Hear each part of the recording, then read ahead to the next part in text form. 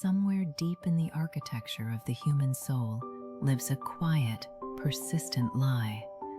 It whispers that the heavy questions can wait, that eternity is a conversation for another season, that today belongs to ambition, to comfort, to building, and that the soul's reckoning can be scheduled for later. We believe this lie so completely that we rarely even notice we believe it. And then Jesus tells a story, and the lie dissolves like smoke. There was a rich man, and there was a man named Lazarus.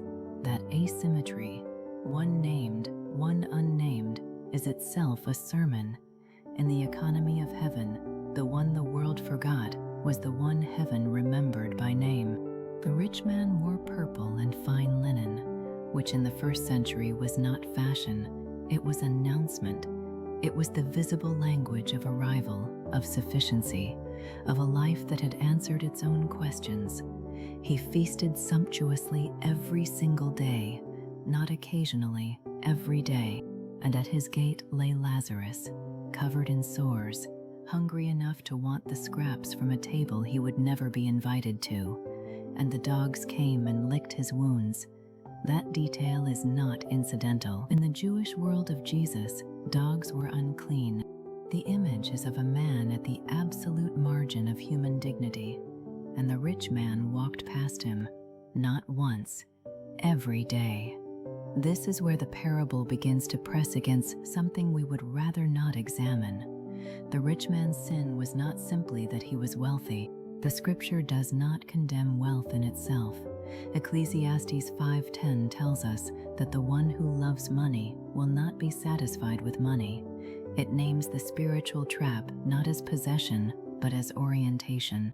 And Paul writes in 1 Timothy 6 that God richly provides us with everything to enjoy, but then immediately calls the wealthy not to be haughty, not to set their hopes on the uncertainty of riches, but to be rich in good works, generous, ready to share.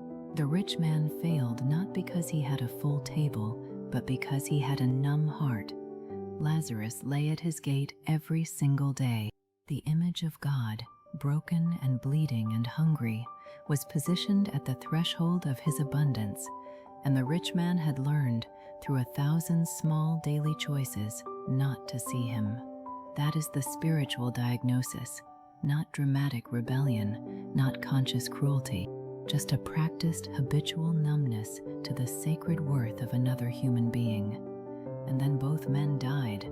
The scripture moves through that threshold with devastating economy. The rich man died and was buried. Lazarus died and was carried by angels to Abraham's side. Hebrews 9:27 says it plainly. It is appointed for man to die once, and after that comes judgment.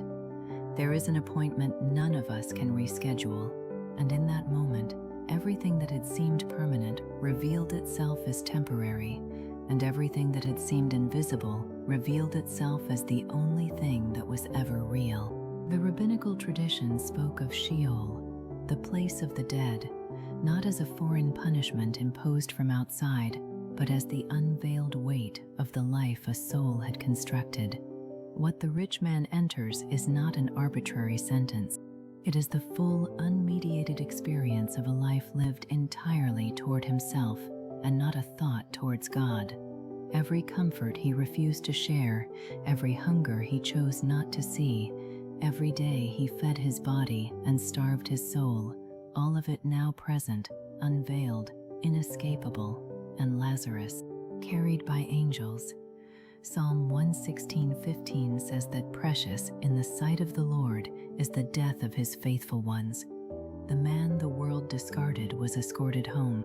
Abraham's bosom, this ancient image of belonging, of being gathered to the patriarchs, of arriving where you were always meant to be, was a place the rich man had never cultivated, not because it was closed to him, but because every day of his life he had chosen a different direction.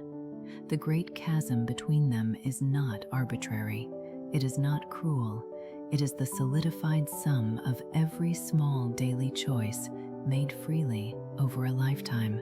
And now the rich man speaks. And here is where the parable becomes theologically staggering. Even in torment, even across the chasm of eternity, his relational imagination has not been transformed. He calls Lazarus him, a servant to be dispatched on errands. He addresses Abraham as father, appealing to ethnic and religious lineage, still thinking in terms of hierarchy and transaction. The mercy he seeks for himself, he never extended. The water he wants Lazarus to bring, he never offered.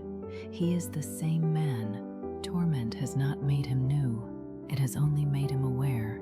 Jesus told another story in Luke 12, the rich fool who tore down his barns to build bigger ones, who said to his soul, "You have ample goods laid up for many years."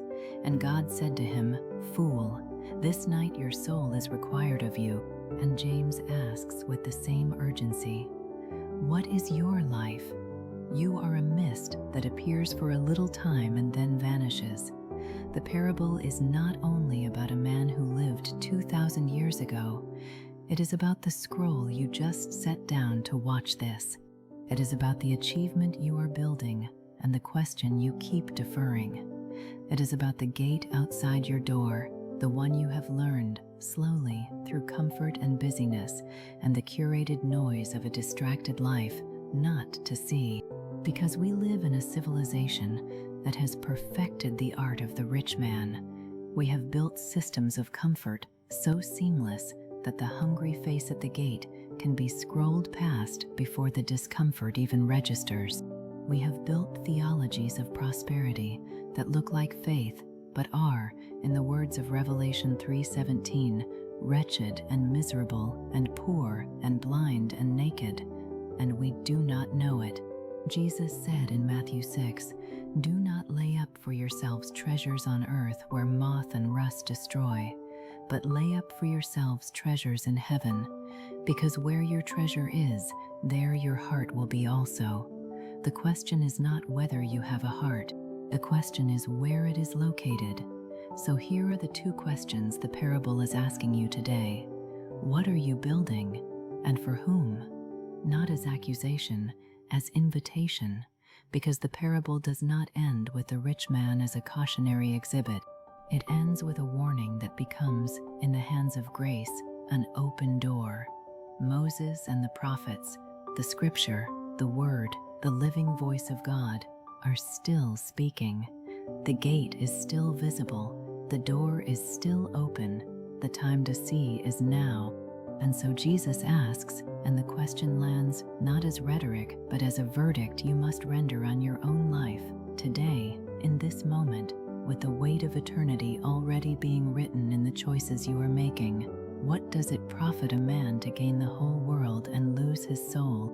Not tomorrow, not later, now, because eternity is not a destination you arrive at unprepared. It is a decision you have to make while still on this earth, which is to believe in the finished work of Christ, his death and resurrection. The question is alive. The gate is still there, and you still have time to see.